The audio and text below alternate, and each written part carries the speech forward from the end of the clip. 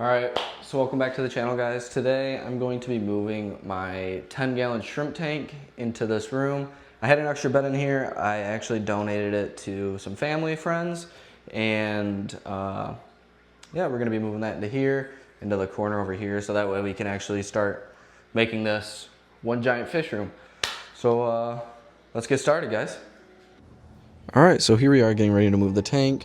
What I'm going to do first is I'm going to unplug everything to the tank and make sure that I don't have anything plugged in, so when I actually do go to move the tank, I'm not stuck in the wall and then it rips right off of the tank. I accidentally kicked the tripod here trying to actually stand up, and then I'm like, oh wait, I missed one. So I'm trying to hurry up and unplug that one. Got it. And then this is where the fun begins. Now we're going to drain the tank. Took about, I would say, 10 minutes for it to drain to a specific spot that I wanted it to. Then once it does drain, then we take and move it into the other room. So here we go with adding in the actual siphon. Yeah, that's the word, siphon, to siphon out the water. I didn't save any of this aquarium water. I did just add some plants to my patio, and since I added those plants, I did save about 4 to 5 gallons worth of water from all of my aquariums, so that way I can actually give all of my plants healthy aquarium food, and they'll get more nutrients than they would from just rainwater. But now we've drained about half of the tank, and then once we drain half of the tank, we do move it into the other room.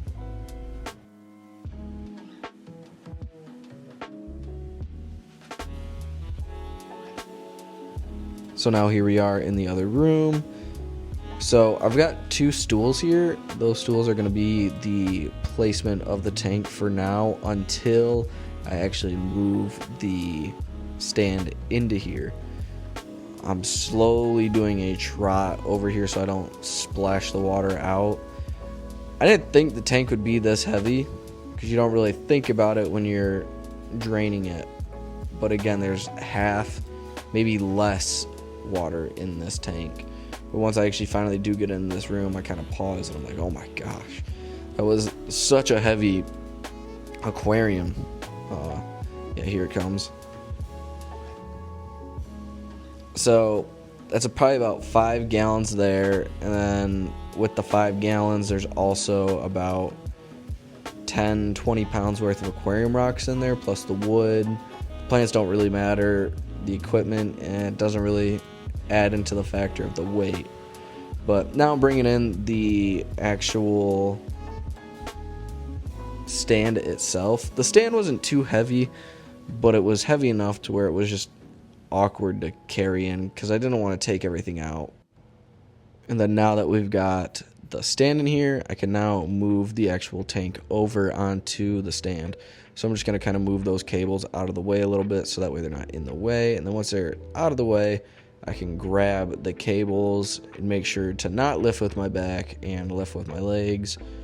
Lifting with your back will throw it out, and you will be very, very sad that you did, because it will never be the same once you throw out a back. So now we're moving this over here, just kind of dragging those cables. There's no better way to do it. Once we get this over here, we plug everything in.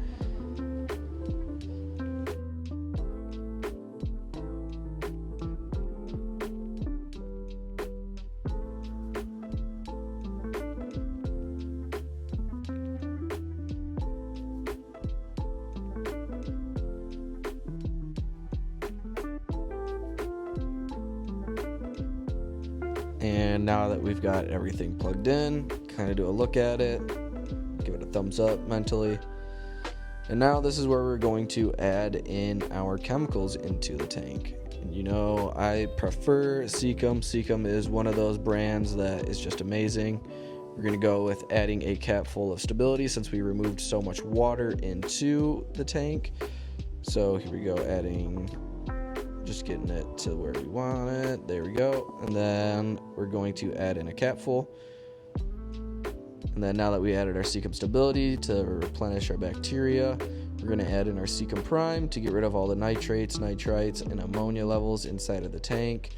So again, this one is 20 gallons per capful, so I'm doing half of a capful since it's a 10-gallon aquarium. And then we will go in with our Clarity. Again, this is one of those chemicals. It will cloud the tank and then everything will settle. So we're not going to worry too much about anything being too cloudy in the tank. So this is again 20 gallons per capful, so half the capful.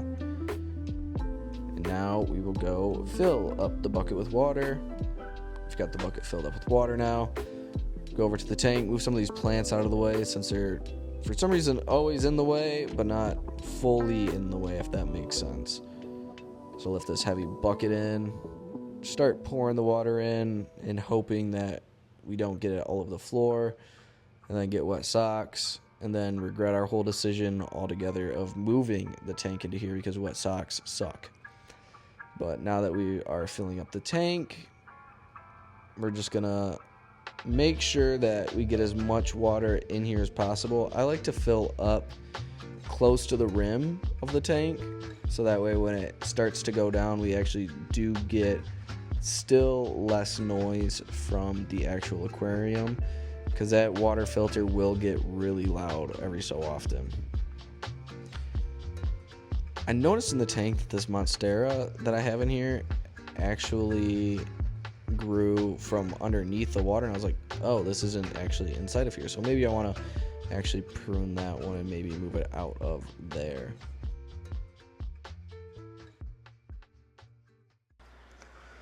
Okay, so we got it moved in here. That was kind of a pain to do. You don't really think about how heavy these are until you actually have to move them, and they weigh 50 pounds, 60 pounds, 80 pounds, however heavy.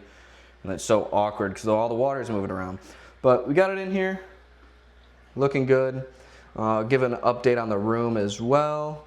So let's just grab you guys. Over here we've got our 1,000 subscriber tank. I've got some neon tetras and some ember tetras added in. I've also got these val plants as well. Haven't taken them out and planted them into the ground yet, but once I do, I'll just kind of leave that rock, I think, somewhere in here just to kind of give it more of a different color in the tank as well, because this will contrast all the other colors as well. I just cleaned all of these tanks too.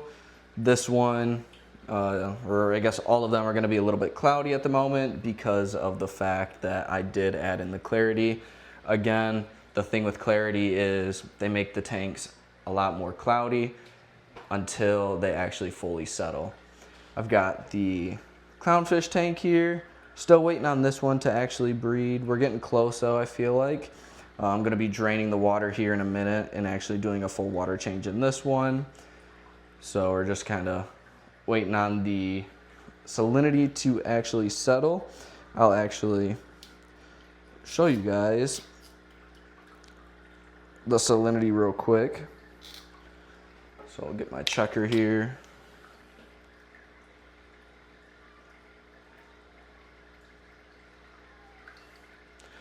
So currently we're sitting at about 30.8.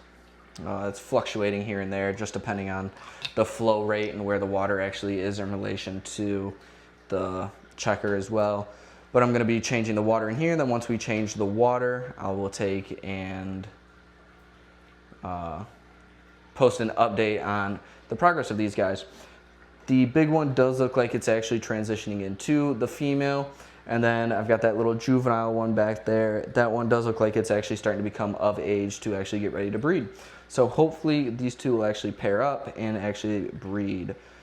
But yeah, thank you so much again, guys, for watching, and I really appreciate all of you guys. But I will see you guys in the next one.